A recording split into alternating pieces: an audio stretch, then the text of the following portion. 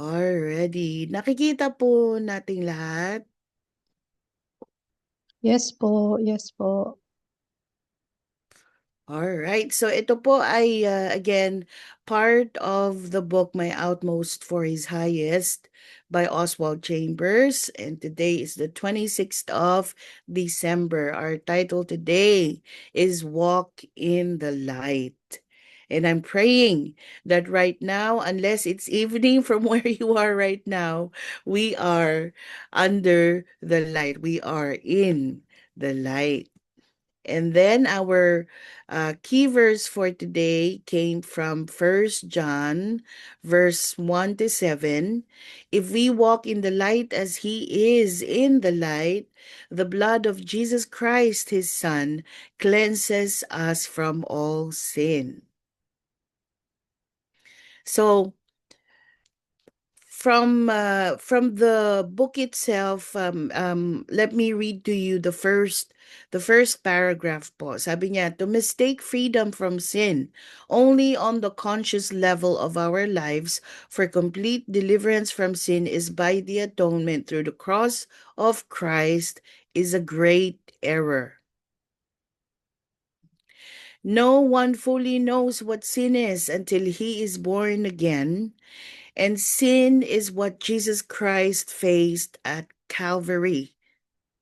The evidence that I have been delivered from sin is that I know the real nature of sin in me, sabi po ni Oswald.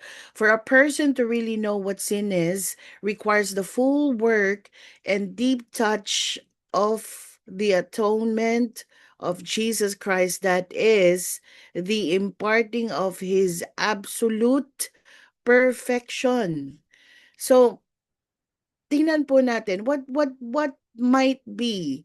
Well, pare-pareho po kaya tayo ng perception of what is the real nature of sin in us.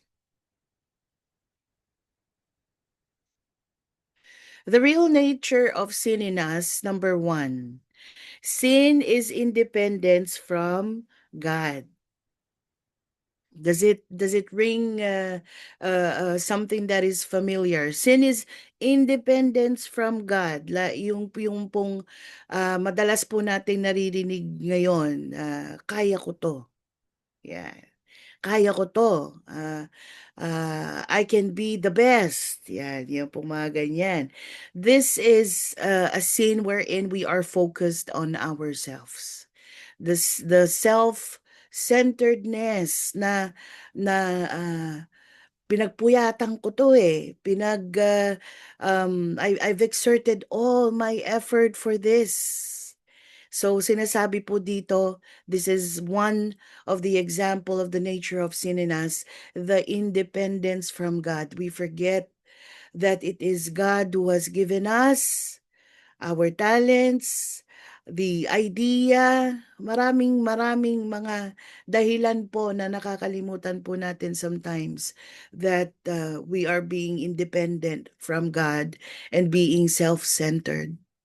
Number two, sin is resistance to God's light. So, but a lot of us are saying, oh, I'm in a dark place. I'm in a dark place. And when we think of it, a dark place is the absence of light. Di po ba? Wala pong light doon. It's just dark. But we are looking at darkness at not just the absence of light, but that light is rejected. It is absent because we are rejecting the light. Okay, so I'm praying that this is giving us a different a different angle of how we see sins in present time.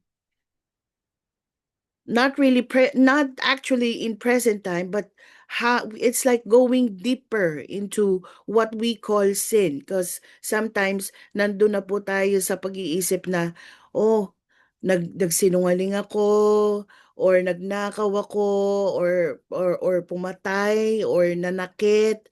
Sometimes we're just on the ibabaw, but not really diving deeper. Sin corrupts, number 3, sin corrupts the will before it corrupts the behavior. And this is when it is rooted in our will. We don't want to do something that we are ought to be doing.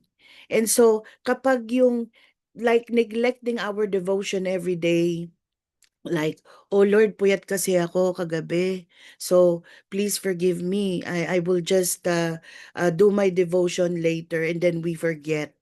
And then it starts to corrupt the emotion, and then the habits, and then the behavior. It is rooted in the will.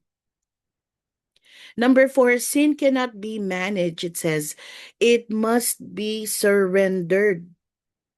And how do we surrender it? How can we, we are just too weak to resist when it feels good. Di po ba? When it feels good to be just lying down on your bed, just, Lord, 10 minutes pa, 30 minutes pa, and then nandun na yung comfort. And then hindi na natin na sayang na yung panahon from doing something that really takes a lot of our time, instead of pursuing your our prayer time, our private time with the Lord. Di po ba?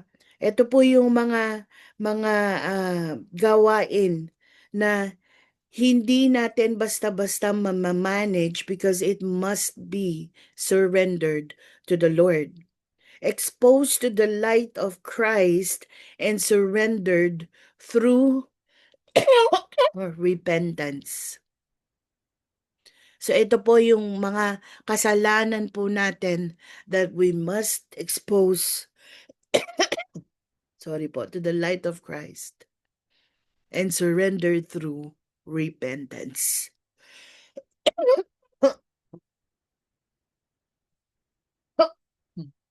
Excuse me po. The cross addresses sin at its root. Okay.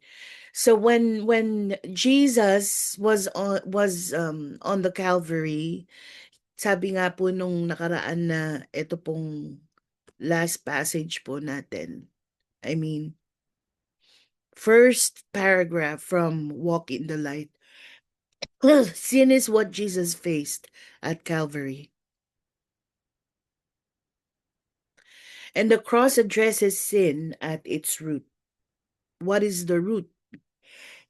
For us to better understand how to better understand and to appreciate what God has really done on the cross, we must fully understand what sin is. Why? Di po ba? And we are not new Christians. We are not new believers. It's just that we're taking a look at it under a microscope. So the cross addresses sin and its root. And what would that be? What is the root? The root is that the replacement of self-rule with Christ's lordship. Let me say that again. The replacement of self-rule with Christ's lordship. Sin is the disposition of the human heart that insists on governing itself instead of yielding wholly to God. Di po ba? When we think about our sin, it is when we let ourselves be ruled by ourselves instead of yielding wholly to God. Let's take a look at some views. Classic Christian view versus many modern views. Just to compare lang po.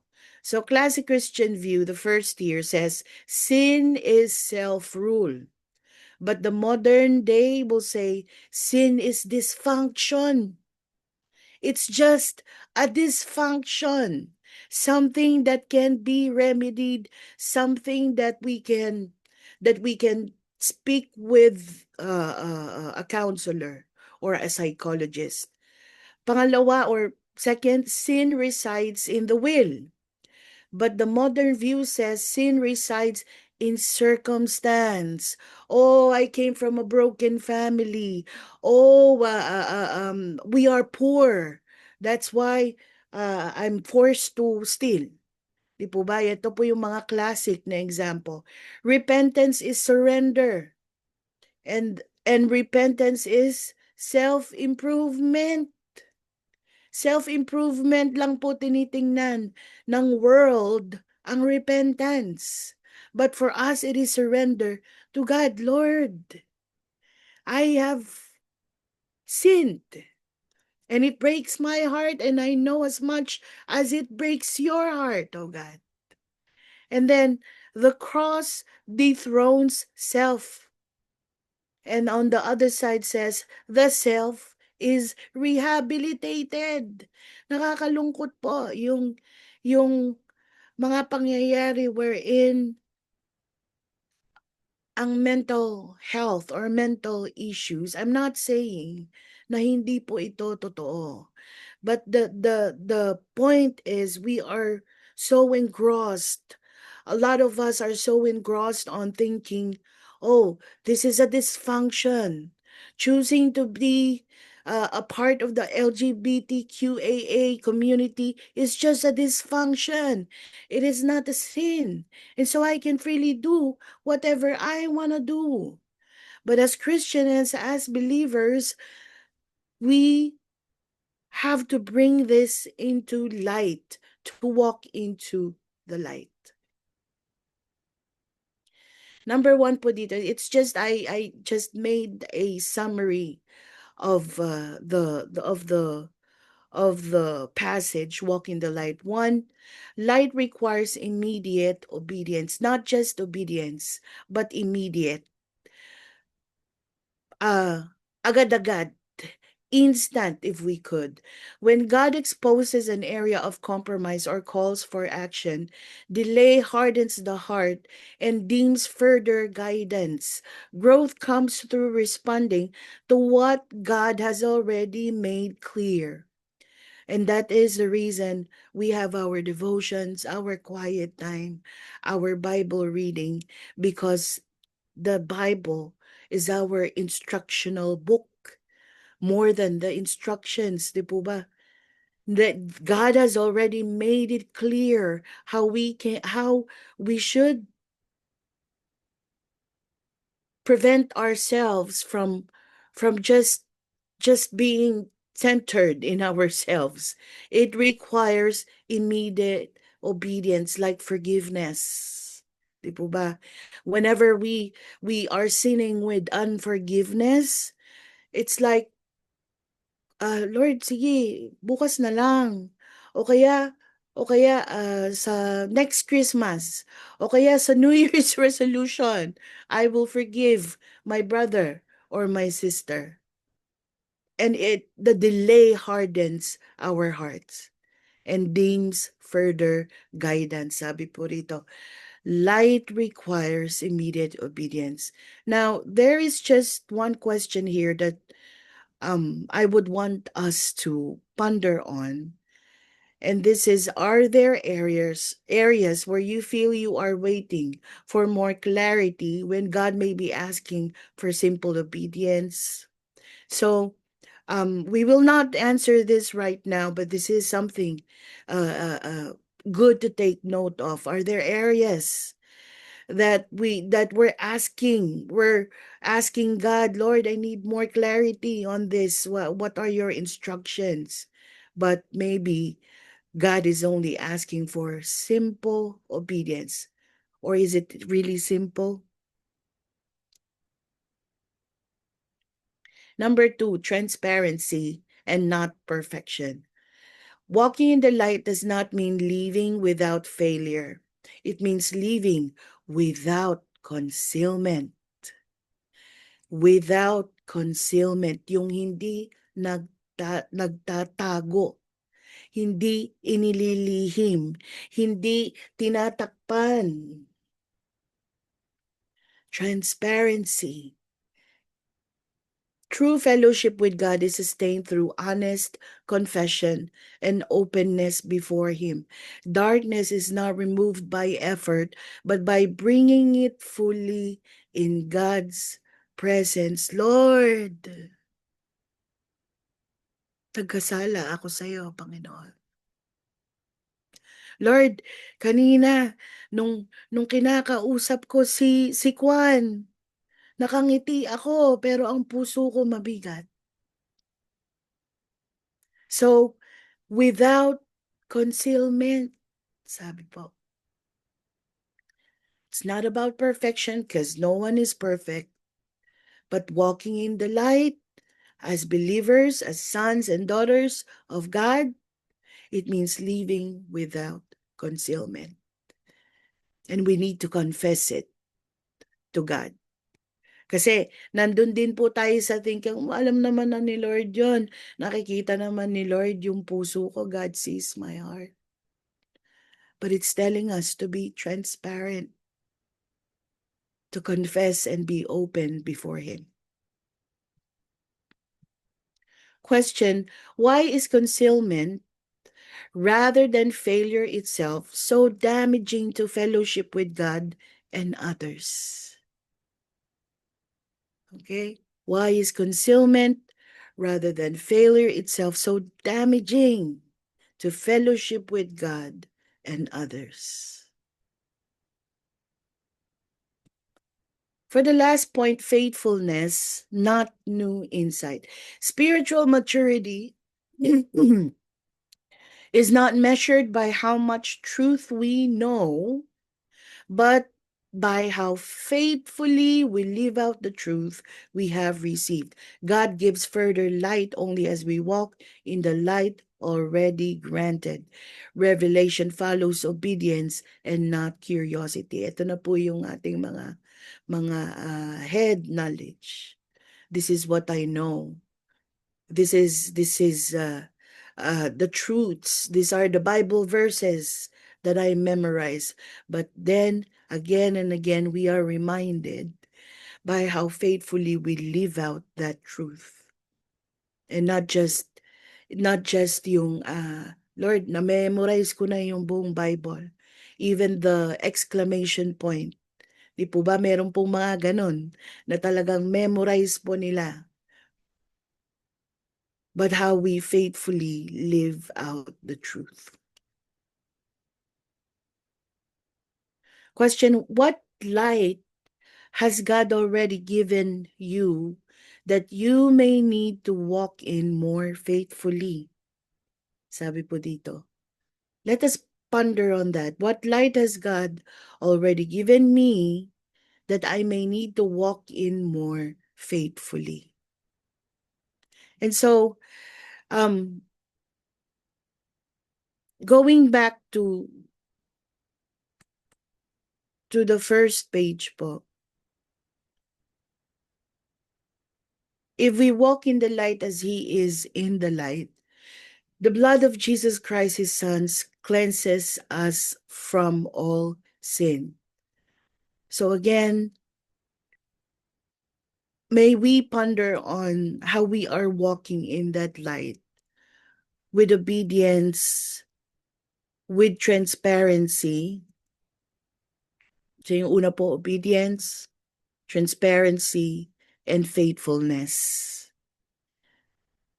And as we ponder on these things, let us prayerfully ask God to seek out whatever darkness we have in our hearts that is keeping us from truly walking in His light. Yun lamang po for today. Thank you for letting me share.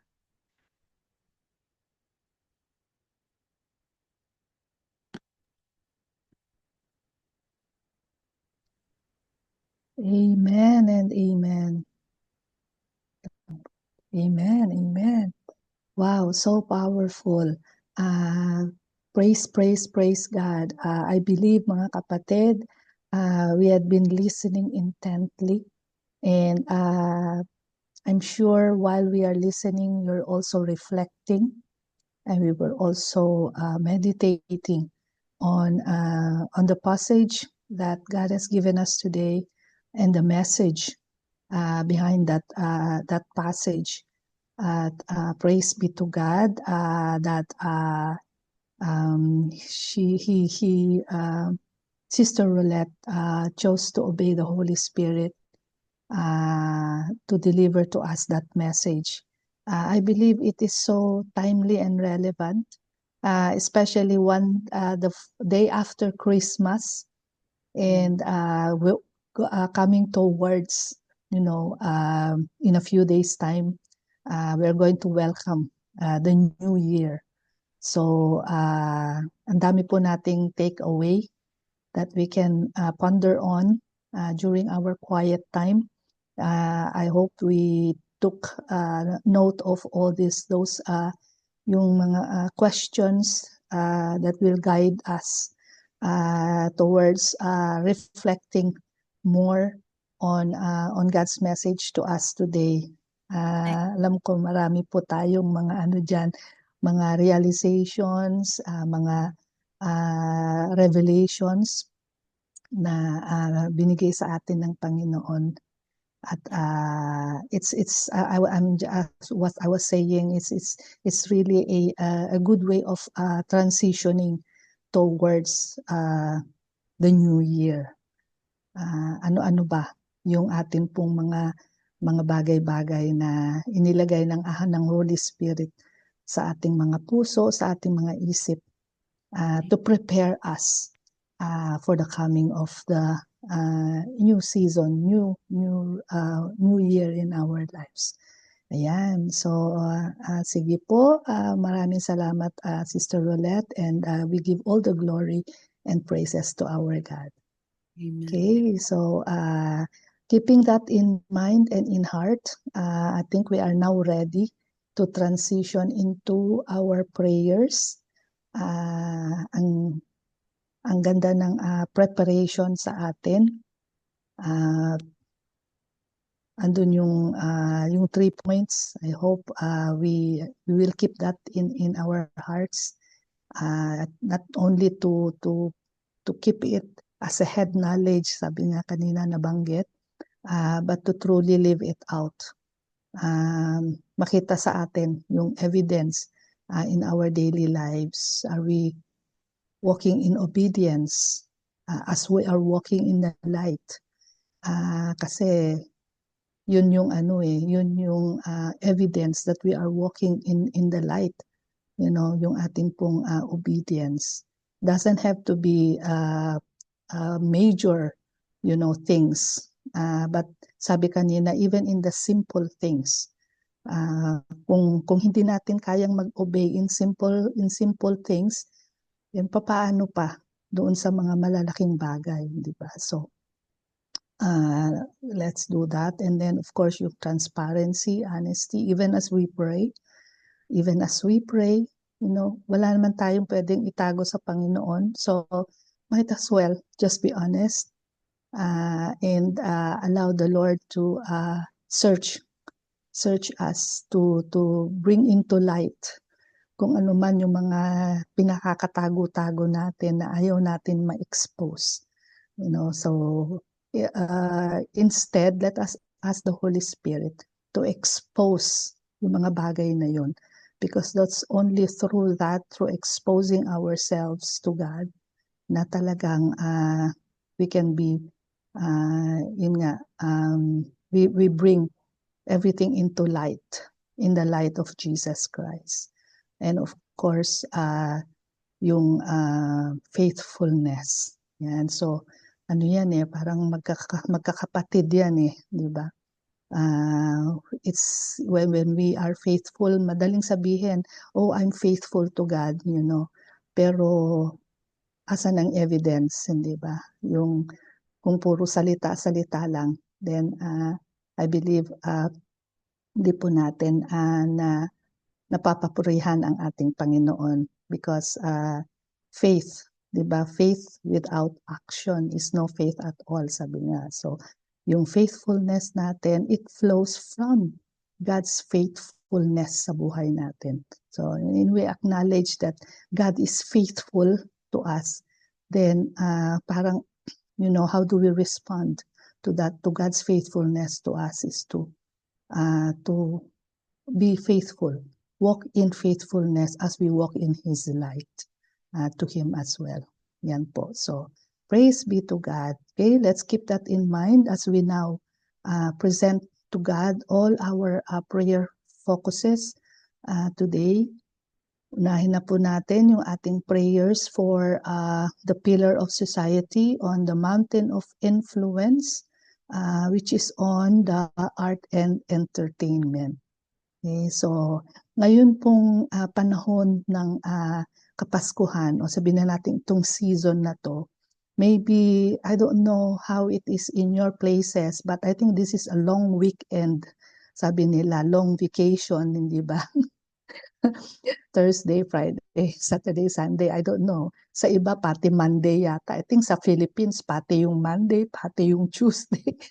So, napakahaba. And you know what happens when we have a long vacation? What we do? We look for entertainment. Di po ba? Wow, we have so many times to sit around and, maybe watch a film, watch a movie, watch television, or do other things that would, keep us occupied. Diba? So we want to be entertained. We want to take advantage of the season, of the holidays. Ang dami-daming pumapasok sa isip natin, what we want to do. And that's, the enemy loves that. The enemy is just waiting, for a chance to tell us, ganito ang gawin mo, ito ang panoorin mo, ma-entertain ka talaga, diba? So this is the time, mga kapatid. I just believe the Holy Spirit's just impressing in my heart that I think during this seasons, this time, we have to ask the Holy Spirit to help us make that choice, to choose, what kinds of entertainment we will allow ourselves to be involved in. Okay? So, hindi masama, na, mag-relax naman tayo, God, it's also a blessing. Sabi nga ni Lord, di ba, come to me, all those who are weary, and I will give you rest. So si Jesus, he puts, importance sa rest. Rest, entertainment, taking a break, out of the daily routine, going to work every day. Wow, bakasyon na, but, yun na nga. Let us ask the Holy Spirit to help us and guide us in how we want to be entertained. Okay, and of course, let's also pray for discipline to do that. Not the self-discipline that's coming from us, because that self-discipline will fail us eventually. We know that. Again, kanina sa message, sa devotion natin, anything that's from the self, it will probably make us happy for a little while, but it's not the permanent, the long-lasting joy that the Lord gives us. Okay? So, yun po yung ating mga ipanalangin. And of course, let us pray for more Christians.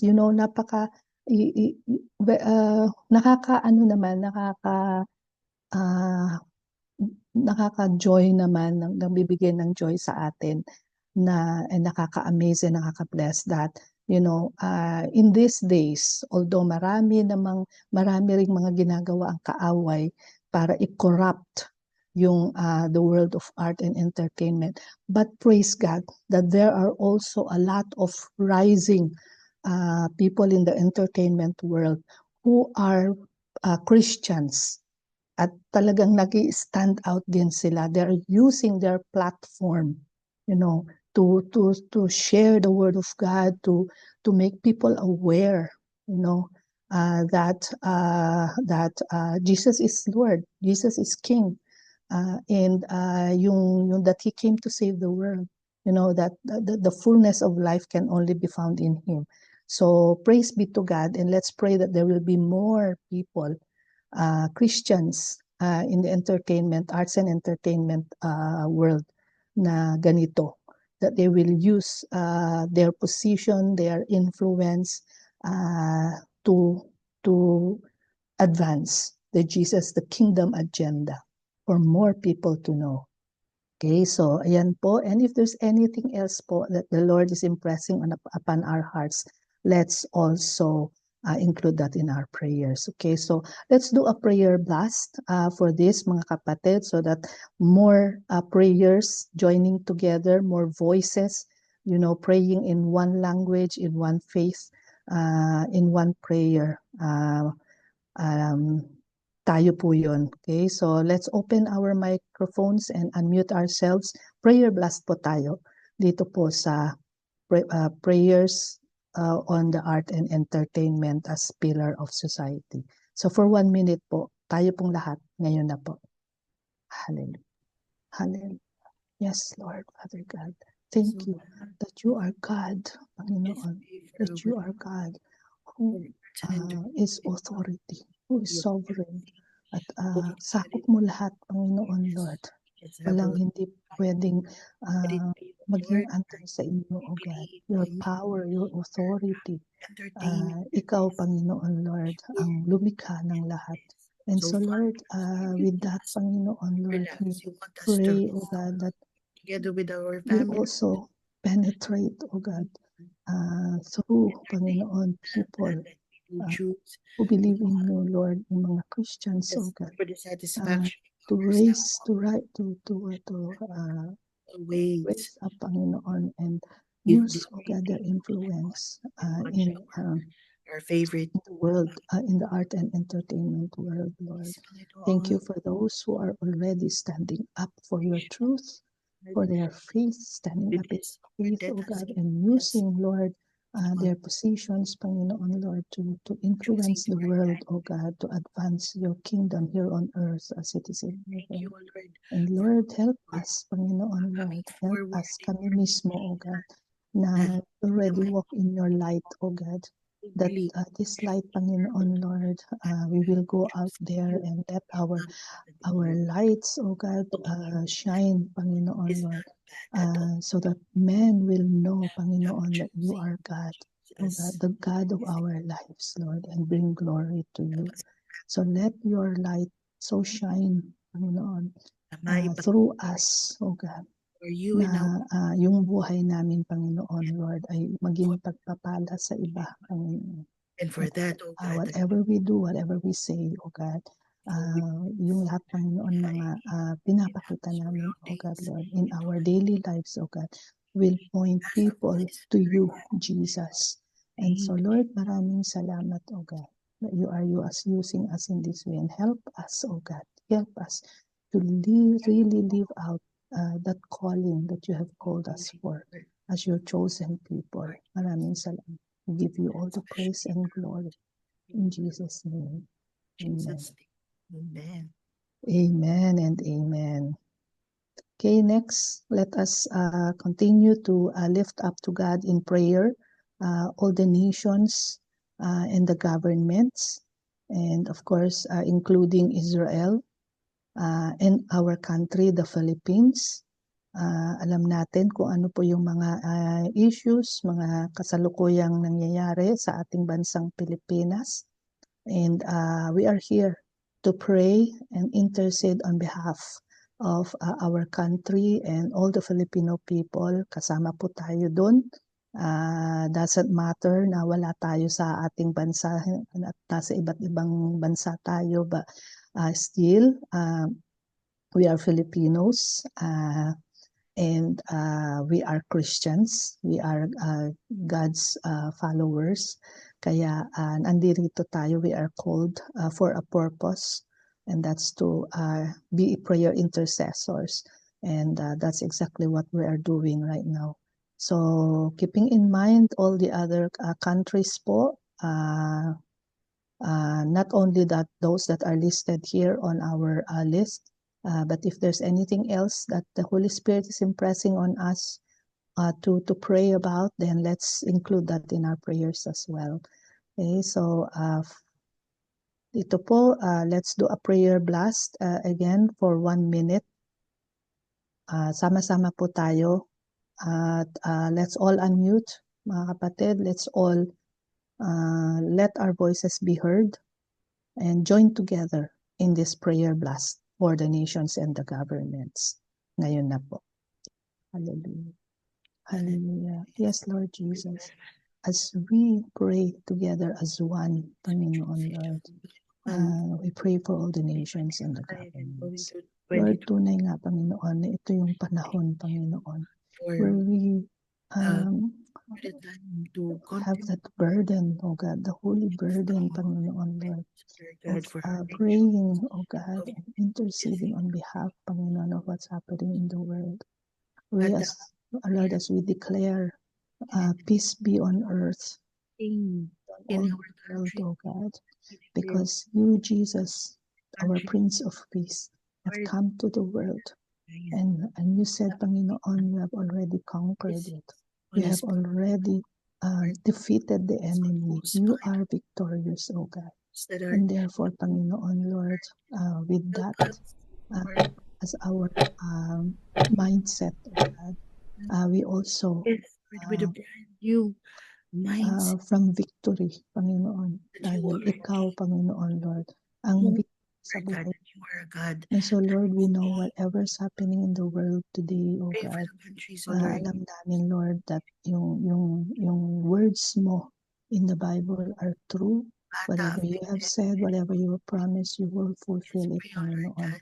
And it's not only about your birth, it's not only about your first coming on earth, but it's so much about when you come again, when you return, Jesus. We pray, Panginoon, Lord, that as we wait, Panginoon, because we don't know when that's happening, God, as we wait, Lord, we will actively wait. We will be proactive. We will partner with you, Panginoon, Lord, in sharing the word of God, sharing the gospel to everyone, oh God. Salamat, Panginoon, that we know there's always hope, because our Jesus came to earth 2,000 years ago, has brought us hope, and it's still we have that hope in our hearts, oh God, and even that peace, oh God, that we know, Panginoon Lord, that this peace, Panginoon, is with us, because you are with us, Jesus. You are our Emmanuel. So we declare, Panginoon Lord, that whatever is coming in the future, we can have hope, we can have peace, we can have joy, because we know who is holding our future, and that is you, our Father. Salamat, Panginoon. We give you all the praise and glory. In Jesus' name, amen and amen. Amen. Amen. Okay, so for the next prayer point po, for the church and the ministry, so this is a special prayer. As we know, this season, napakarami pong mga gawain sa atin pong mga iglesia. And so, there's so many things that we want to pray about. Pwede po ba nating hilingan, Sister Babes, are you able to unmute and just lead us po dito sa prayer for the church and the ministries, Sister Babes? Yes po, Okay lang Ate. po ba? Ayan. Thank you po. And as you pray, we will pray in silence and agree with your prayer po as you lead us in this prayer. So, ngayon na po, Sister Babes. Thank you. Sige po. Let's pray. Heavenly Father, we are truly amazed sa inyong pagmamahal sa amin. sa narinig namin ngayong salita, Panginoon, whereas kaming mga anak mo as a body of Christ, as part of your church, Panginoon, meron po kami kanya-kanyang role. And Lord God, may mga times na nararamdaman namin na we are in a dark side, we are in a dark mood, we are in a dark um, situation. But these situations, Lord, hindi po ito galing sa inyo. But then, Lord, sa mga nakapalibot sa amin, Lord, we are always thankful sa guidance ninyo. We are always thankful sa grace ninyo, sa pamamagitan po ng inyong pagmamahal, ng inyong pag-iingat sa amin, Lord God. Lagi niyo kaming hinahatak patungo sa inyong kaharian. Panginoon, patuloy niyo kaming nire-remind na you are always with us no matter what, that you are always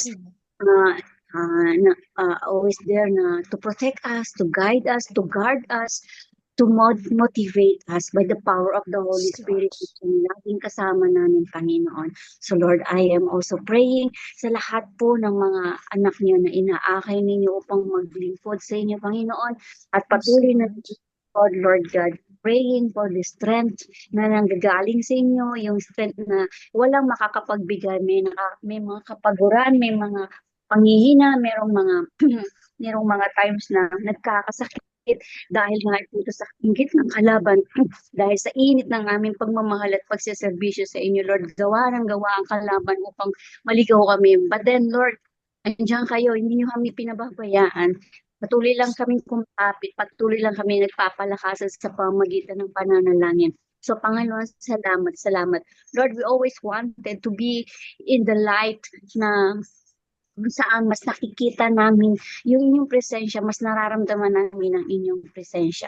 Lord, also praying sa wisdom, napaka-importante po ito ng Lord, lalo na po sa mga oras na nagkakalat kami ng inyong salita, sa mga oras na pinapakain namin ang mga spiritual life ng mga anak ninyo na nagugutom. Lord, hindi sa amin kundi sa inyo nang gagaling, Panginoon. So, basbasan ninyo ang words na lumalabas sa aming salita, na makita si Jesus na buhay na kumikilos sa amin.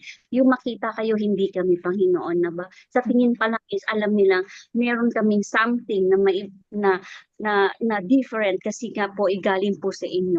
Na iba kami dahil nga po anak ninyo kami.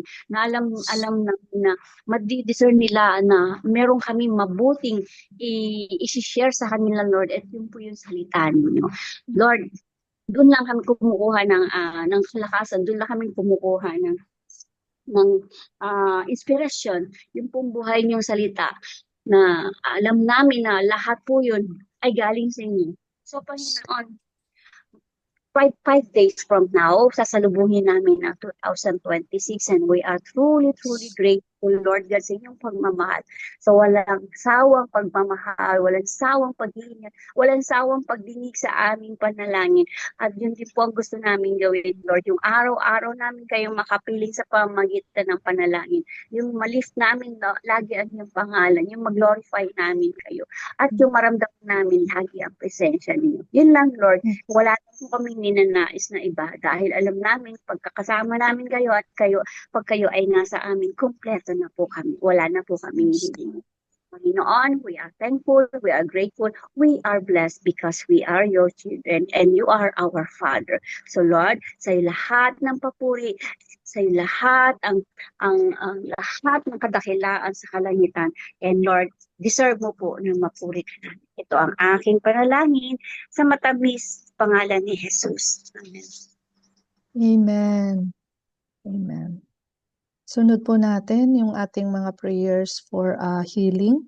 And for this, pwede po ba nating hilingan si Pastor Jenilyn? Are you able to unmute, Pastor Jenilyn? Are you able to lead us po dito sa prayers for healing? Maingay po dito sa lugar Ay. ko at Punet. Okay po. Sige po. Thank you po, Pastor. Ask po natin si Sister Rolette. Ikaw na po kaya, Sister Rolette, if you're able to lead us po sa healing prayers. Thank you po. Sige po, let us pray. Yes, Lord, tunay kang maaasahan, Panginoon, sa lahat ng panahon, O God. And so, we lift up, O Lord, Yes, our Lord. sick, Panginoon, yung pong Yes, Lord. mga In Jesus. kapatid namin na merong dinaramdam, may karamdaman, O Lord God.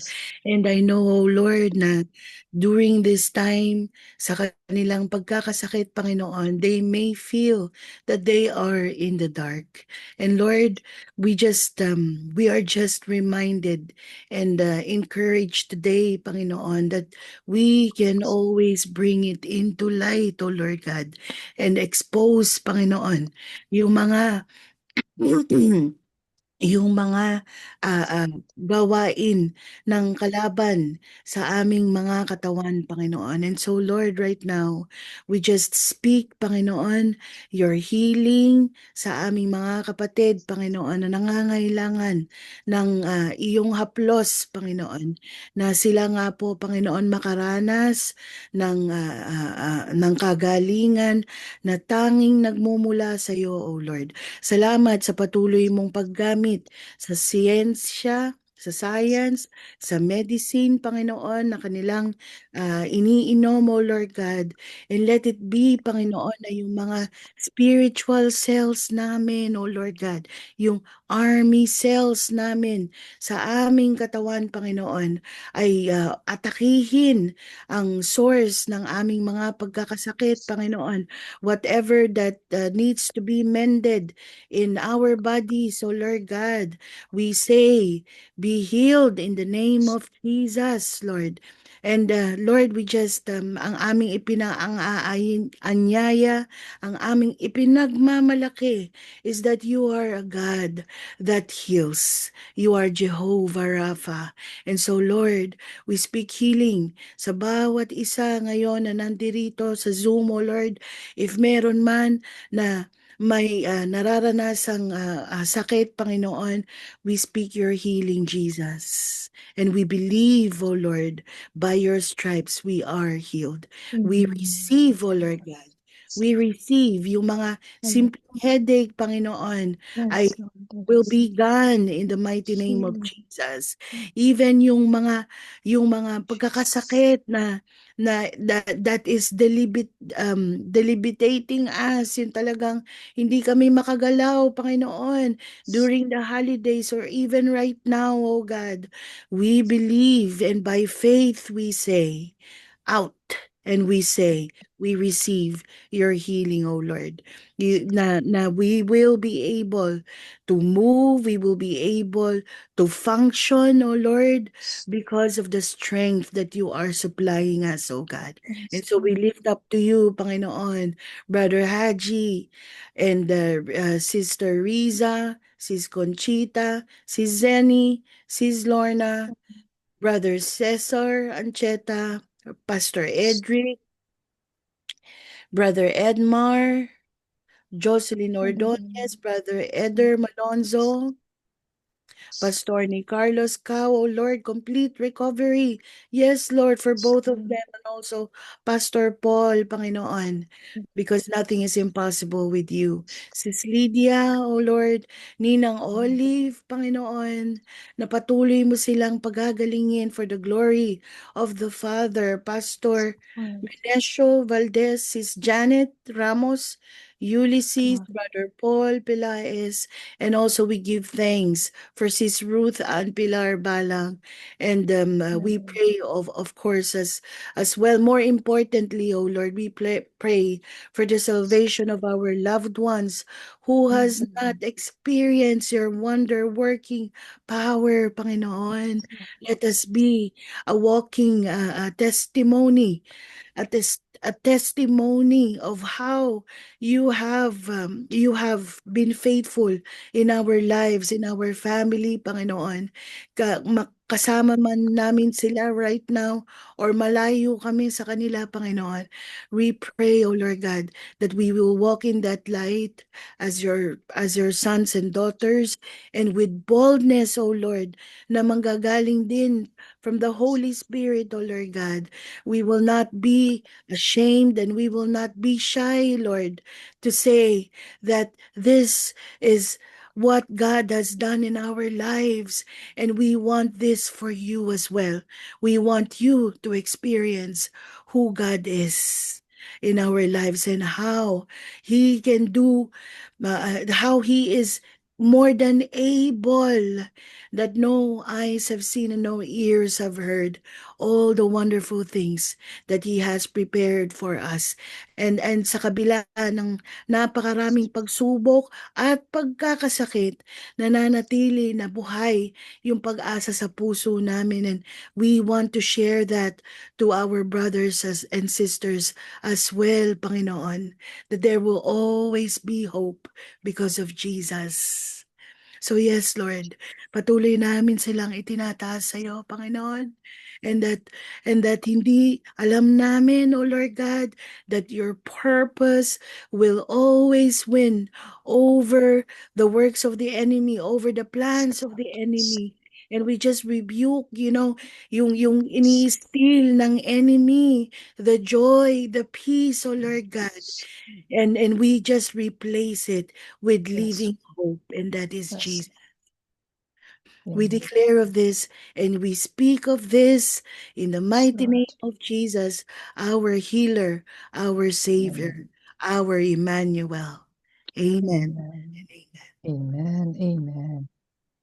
Okay, so praise be to God. At before we close in prayer po, anyone celebrating their birthdays po today, so we can bless you. We don't want to miss this opportunity to pray for you if you are celebrating your birthday today or wedding anniversary po. Anyone? Wala po. Okay, so Sister Rolette, kayo na po yung mag-assign kung sino mag-closing prayer po, Thanksgiving prayer. Sino po? And the benediction po. Si Pastor Rory, available po ba kayo? Opo. Wow. Miss ko na po yung voice ni Pastor Rory. Sige po. Pastor, before you close in prayer and the benediction, mga kapatid, let's unmute and let's open our microphones and cameras if you are able po, and let us declare blessing upon Sister Rolette, being our devotion leader po today. So if you're able to do that, sige po, let's do that now. Pag-pray po natin, bless po natin si Sister Rolette for her life. Ngayon na po. Hallelujah. Hallelujah. Yes, May Father. Diyos na makapangyarihan po sa lahat. Patuloy Continue to kami lift up to lumalapit po you. sa inyo. Ano. Namin Kayo mo po ngayon. patuloy na pabigyan Thank you, pagpapala. Lord, for her life. Sa Kayo lahat patuloy na kumilos, Panginoon. Kaya ng po Diyos, sa inyong kadagdagan, ang aming pong panalangin na patuloy na kayong kumilos sa Diyos. Salamat po, Panginoon, sa kanyang pong buhay na patuloy mong gagamitin. And we declare, Lord God, for your mighty works, blessing upon blessing, wisdom upon wisdom, courage upon courage. And ask, Lord God, ng kanyang mga kamay at buong kanyang katawan ay tunay niyong gamitin ng Diyos upang ikaw ang siyang maranasan sa tanging pangalan ni Jesus. order up. In Jesus' name I pray. Amen. Amen and amen. Sige po, tayo po ay manalangin. Diyos na mapagpala po sa lahat, Diyos na mahabagin, Diyos na mapagmataw at Diyos na mapagmahal, Diyos ng panimula at katapusan. Ikaw ang tunay na aming sinasamba at pinaglilingkuran. Ikaw ang unang umibig nagmahal at nilikha mo kami ayon sa iyong wangis. Salamat po, Panginoon, sa oras pong ito na iyong ipinagkaloob. Salamat po, Panginoon, sa mensahe na iyong ibinigay. Salamat po, Panginoon, sa muli po ninyong pagbibigay sa amin ng isang aral at tunay na mensahe kung ano ang amin dapat lakarin bilang isang mananampalataya, bilang isang anak mo, bilang isang tagasunod mo. Ama, patuloy na kain mo kami sa inyong mapagpalang kamay, sa iyong banal na presensya at sa pagkilos ng iyong banal na espiritu. At patuloy ng bawat isa, O Diyos, sa kabuuan ng aming pagkatao, kasama na ang aming pamilya, ay tunay na Panginoon. Sa bawat pag-abot namin, sa bawat paglakad namin, ay tunay na Panginoon. Daladala namin ang iyong kaluwalhatian, daladala namin ang inyong kapangyarihan. At sa bawat pag-abot, Panginoon, ng bawat kamay, ay tunay na, O Diyos, ang aming ang kagalingan ng mararanasan, ang kalayaan ang kanilang madadama, sapagkat ikaw ang Diyos na buhay at tunay nagpapagaling at nagpapalaya. Ikaw ang Diyos na mapagpala. Ikaw ang Diyos na kahit kailan na hindi nagbabago. Ikaw ang Diyos noon, ngayon at kailanman. Salamat po, Panginoon. At sa patuloy naming pong pagmuni-muni, pagnininilay, O Diyos, sa inyong banal na salita, ay laging po ninyo kami kupkupin ng iyong banal na presensya na katulad ng isang agila sa kanyang mga inahin ay kanyang pinoproteksyonan, O Diyos, sa mamagitan ng kanyang pakpak. Na kahit kailan, Panginoon, hindi ka napapagod. Kahit kailan, Panginoon, hindi mo tinatanggal yun. Kaya salamat, O Diyos, na buhay.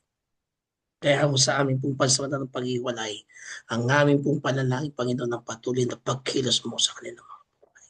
Salamat po. Pagpalain mo ang kanilang trabaho. Pagpalain mo, Panginoon, ang aming pong pamilya. Pagpalain mo, Panginoon, ang bawat gagawin namin sa oras na ito. Salamat. Salamat. Ito po ang aming pong panalangin sa tanging pangalan ni Jesus na aming Panginoon at tagapagligtas na tunay na Panginoon na aming pong dalangin na kayo, O Diyos, sa magbigay ng kagalingan, Panginoon.